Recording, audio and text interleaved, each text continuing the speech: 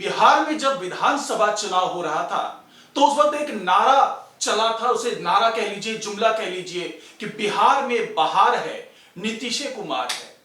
लेकिन अब ये नारा, ये जुमला बदलने लगा है।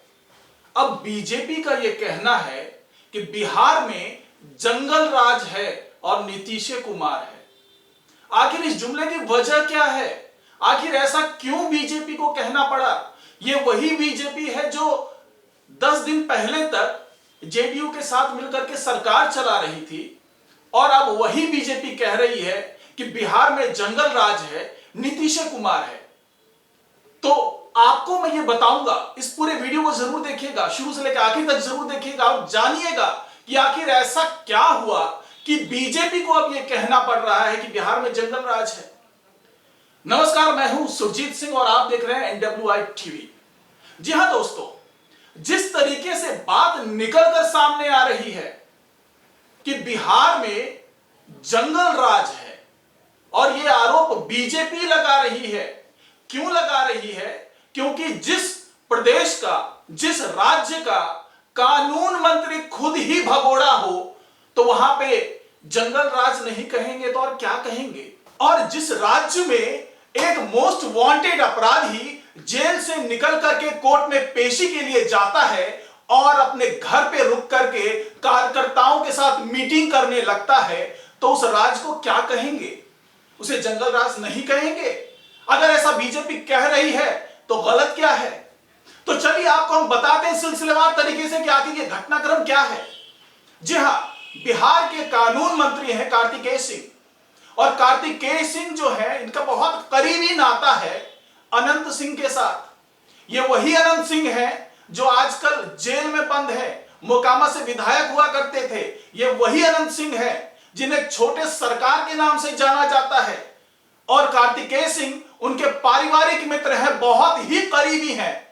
वो कितने करीबी हैं इसका अंदाजा इस बात से लगाया जा सकता है कि जब कार्तिकेय सिंह को कानून मंत्री बनाया गया तो राजभवन के आगे कार्तिकेय सिंह जिंदाबाद के नारे नहीं लगे। राजभवन के आगे नारे लगे छोटे सरकार जिंदाबाद, छोटे सरकार जिंदाबाद। जी हां, छोटे सरकार यानी अनंत सिंह जो जेल में बंद हैं। तो जरा सोचिए कि आखिरकार ऐसा क्या है जिसके कारण छोटे सरकार के जिंदाबाद के नारे लगाए जा रहे हैं। उसके पीछे जो वजह है वो यही है जो सूत्र बता रहे हैं कि अनंत सिंह के इशारे पर ही कार्तिकेय सिंह को कानून मंत्री बनाया गया है।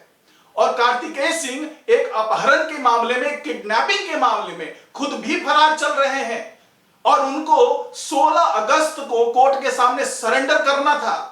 लेकिन 16 अगस्त को वो राजभवन पहुंच करके कानून मंत्री का शपथ ले लेते हैं, कानून मंत्रालय संभाल लेते हैं। जिनको कानून के शिकंजे में होना चाहिए, जिनको कानून के सलाखों के पीछे होना चाहिए, वो कार्तिकेय सिंह कानून मंत्री बन जाते हैं। बात यही हो गई कि जब सैया भय कोतवाल तो डर काहे का। अब किस बात का डर है अनंत सिंह को? अब किस बात का डर होगा कार्तिकेय सिंह को?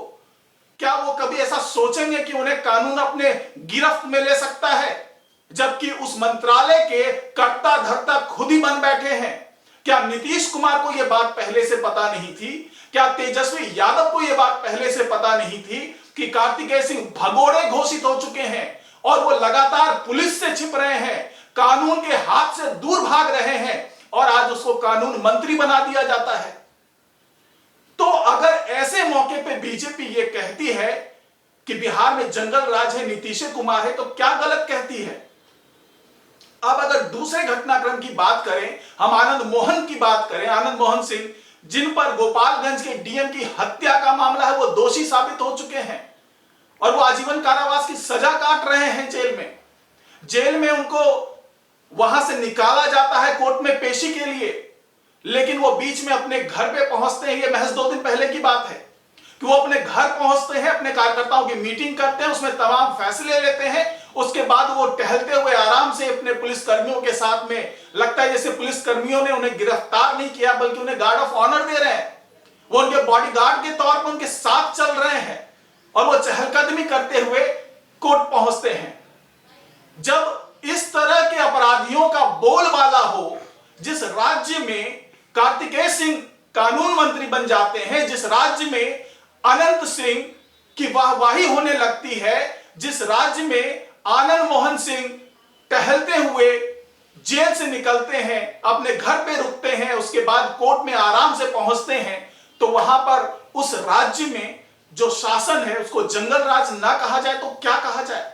शायद यही वजह है कि बीजेपी को लगता है कि अब एक बार फिर से राज्य में जंगल राज आ गया है, क्योंकि नीतीश कुमार ने जब आरजेडी का साथ छोड़ा था तो 2017 में यही कहा था कि जेडीयू के साथ सरकार चलाने में उसे दम घुट रहा है, उनका ये जंगल राज की तरह हो गया है और इससे आगे निकलना है, बिहार की प्रगति के बारे में सोचना है। लेकिन वही नीतीश कुमार आज जब बीजेपी के साथ छोड़ करके आरजेडी के साथ वापस जुड़ गए तो उन्हें सब कुछ अच्छा लगने लगा है। अब वो ये कहने लगे कि उनकी जो सरकार थी बीजेपी के साथ, वहां उनका दम घुट रहा था।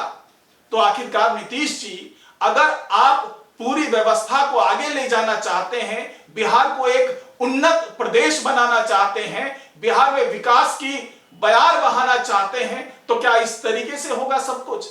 जहां पे अपराधियों के हाथ में एक कानून की जिम्मेदारी दे दी जाती है, जहां पे अपराधियों के करीबियों को कानून मंत्री बना दिया जाता है, जहां पर अपराधी निसंकोच निडर होकर के कोर्ट से निकलते हैं, घर में रुकते हैं, मीटिंग करते हैं और सारा जो तामझाम है वो उनके साथ रहता है, क्या इस तरीके से बिहार को आगे बढ़ाया जा सकेगा?